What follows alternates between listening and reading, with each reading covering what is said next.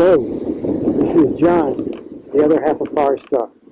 And I just wanted to take a second to introduce myself before we do our trip to Alaska. I know that in our last video, Star took you through our plans, how we're going to Alaska.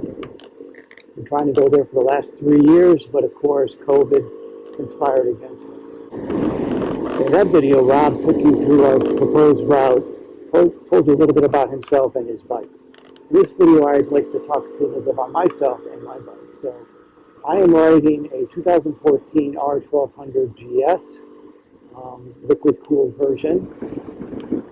A couple things I did to the bike to get ready for the trip included replacing the pillion seat with, hold on, look at that, wasn't ready for that.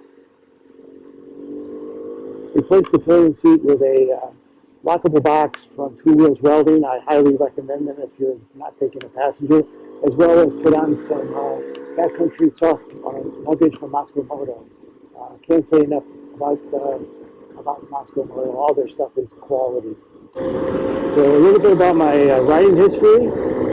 Like many of you, I grew up on dirt bikes, primarily up in northern Michigan. In fact, a couple of years ago, I brought down my original first bike, a 1972 Honda SL100, did a light restoration on it. The thinking was that I was going to ride it to coffee and shows on Saturdays, but I forgot that that bike's not as fast as I remembered it. It's just a little dangerous on these roads out around here in Kansas City. So, but anyways, after that, I quit riding motorcycles until about 11 years ago.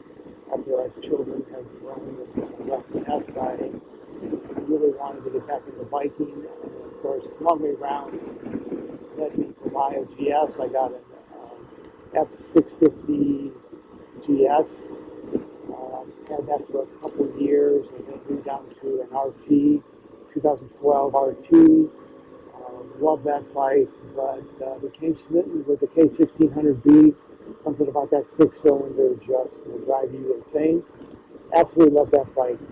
The fatal flaw there was I met Rob, and Rob likes to moto camp. So went on a trip with him on that bike, and really no place to slope to really tie anything down, and quickly became apparent I was going to need to change my strategy there. So this is the bike I ended up with. The bike used to be named Wanderer. However, earlier this year, my dear nephew, Derek Wyatt, passed away unexpectedly. Derek was a cartoonist, art director, and overall great creative designer. Derek worked on shows including Teen Titans and Scooby-Doo for Warner Brothers and Cartoon Network.